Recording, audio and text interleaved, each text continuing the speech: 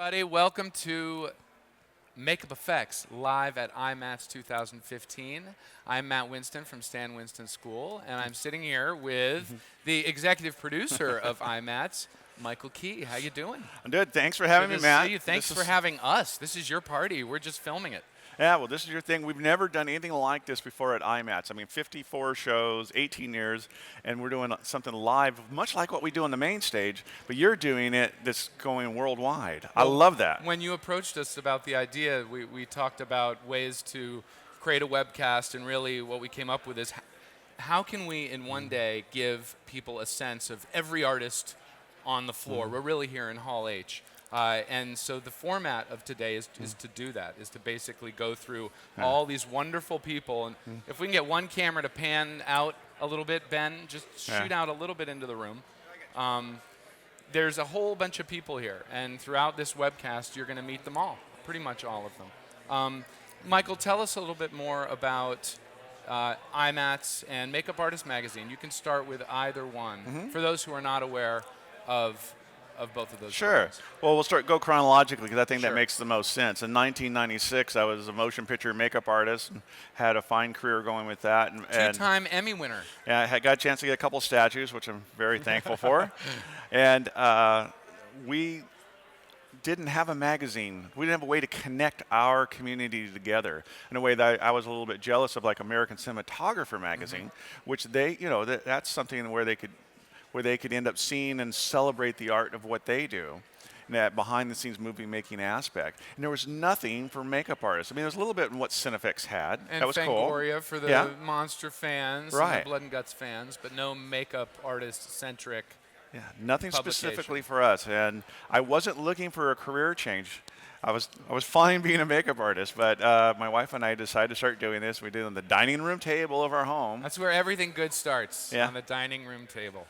So in 96, we started doing it in the middle of 96, and then it was very difficult, though, to be able to let people know. Because you remember, there's no social media. The Internet's brand new. I mean, email is still fairly fresh for us.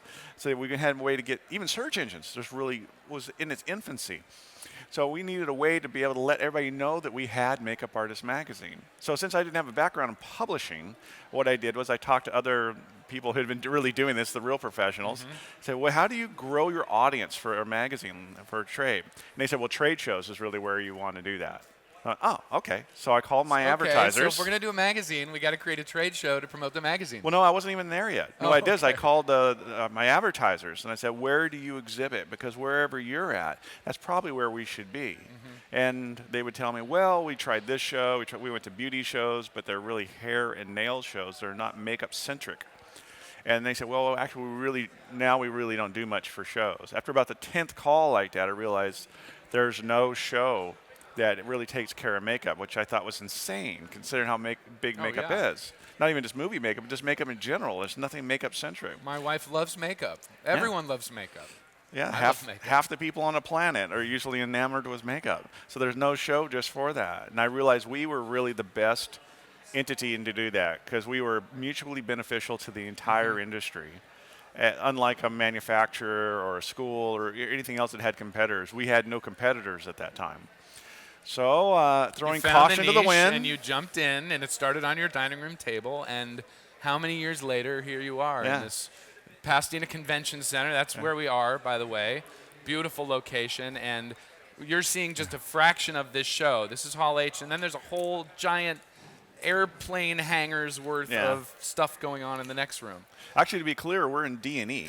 Oh, is it D&E? I'm sorry. H is where the museum is. Oh, H is, okay, got it. Yes. You will go to H later. I've been teasing you about H. I don't want to let you be saying that all day long in H, and everybody's going, where the hell? I can't find it. Yeah. Well, congrats on the success of both the magazine and the convention. And there are IMATS all around the world. This is just the LA IMATS. But you know what's really great is that we only have 6 shows. I say only. But there's only 6 cities in the world where we do this. And what you're doing right now, you're getting a chance for really the rest of the planet to be able to join in and get an idea what's going on at IMATS. Well, I love that. That's actually gives me a great reminder. All of you watching now, and I know this first chunk, you're all going to be trickling in from all corners of the globe. take a moment to type in where you are from. Already, we know we have viewers from London, we have viewers from France, North Carolina, a faraway country, North Carolina, Canada, Spain. I saw some earlier from Japan, Malaysia, viewers from all over South America. So take a moment in the keyboard. If you're watching this on the Makeup Artist Magazine feed, click the YouTube icon, and it'll take you to the feed where you can type in comments. Just tell us where you're from. And throughout the day, we'll give you shout-outs, and we'll give some promotion to your country. That's what this is really all about. That's promoting. incredible. So yeah. That so there's is people so all over the cool. place. I want to lay some ground rules for this broadcast before we jump into our first guest, Michael, who is Craig Reardan, makeup effects legend.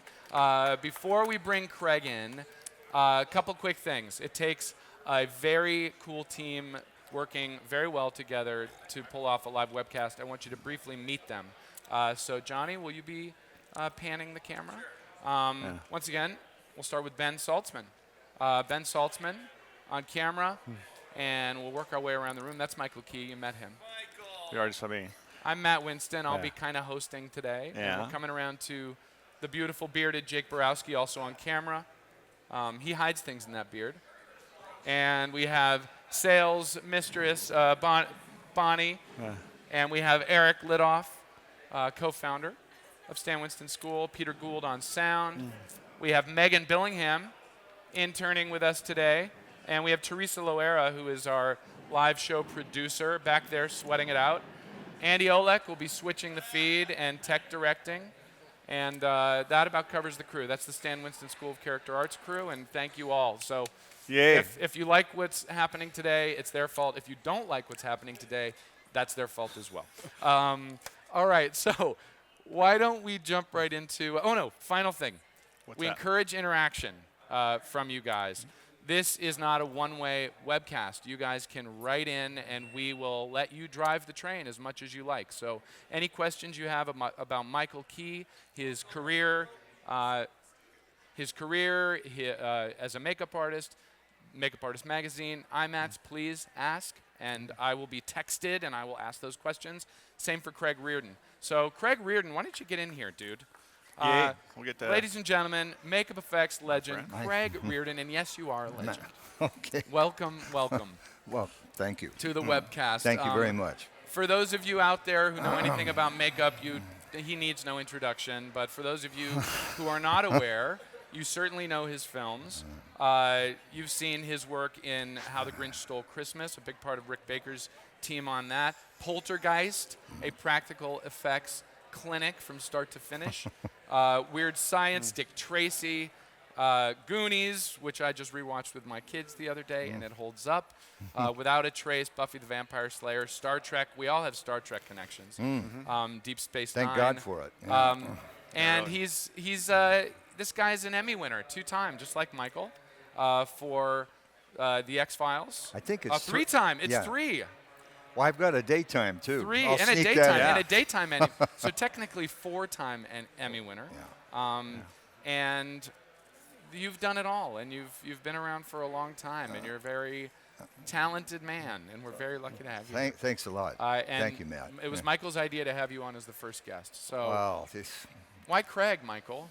Out of all of the people we had. Well, the reason for Craig was that early on in my career, Craig was generous enough to give me a job, and I got a chance to work with him in a small crew, which was really great.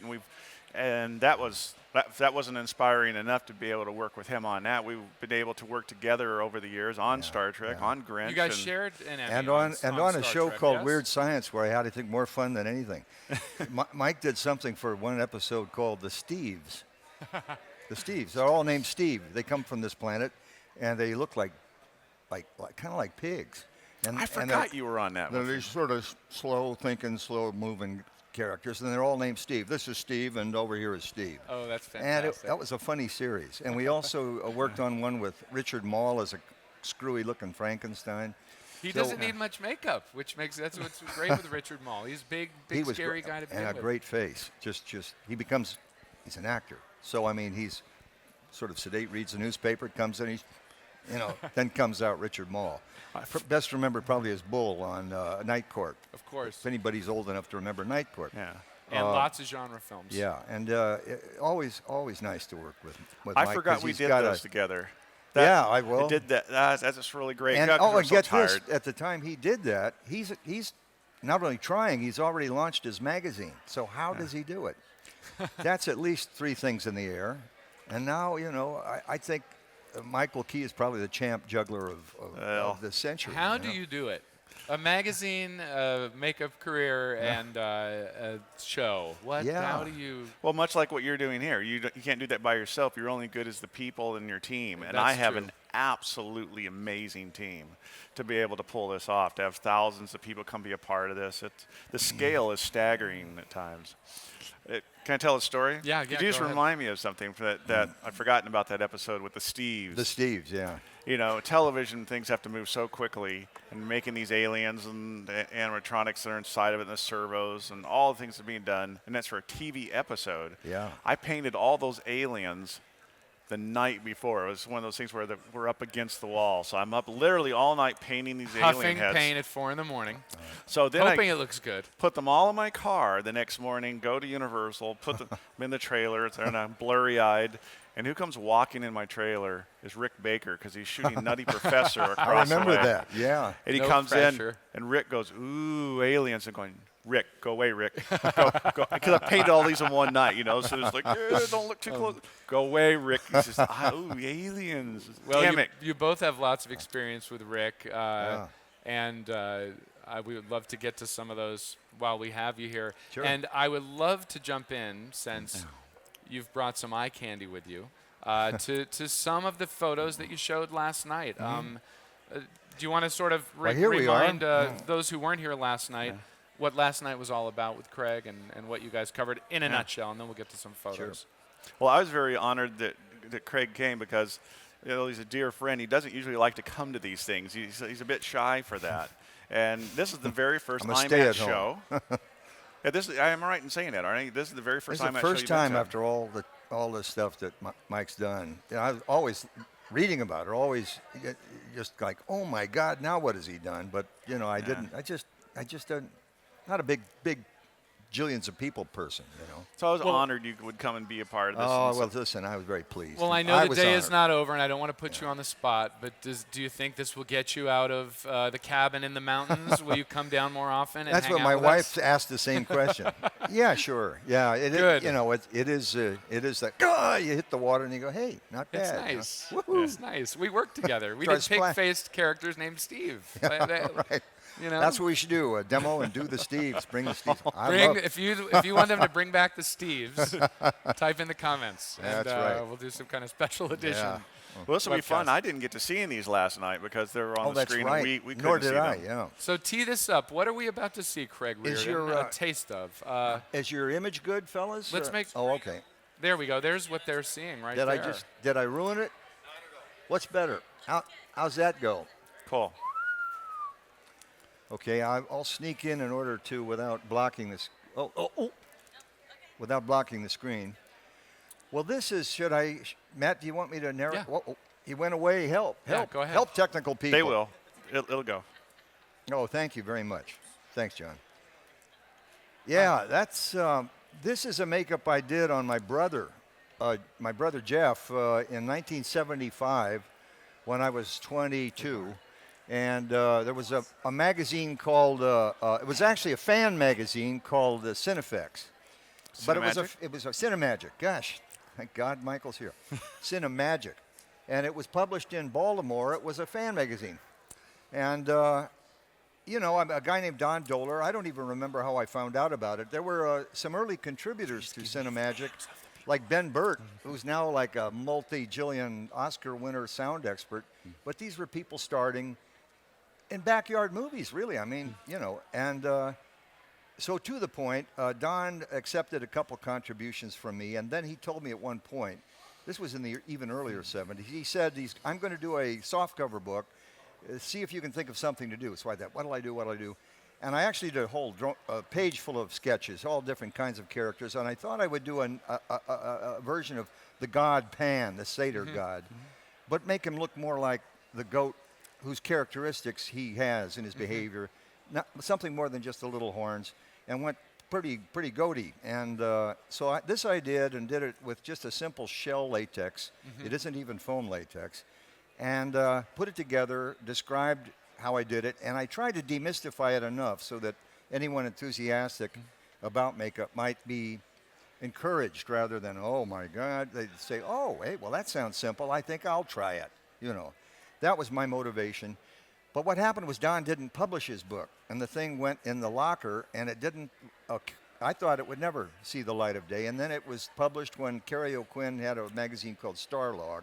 Of course. And then he published that on the cover 6 years later in 1981.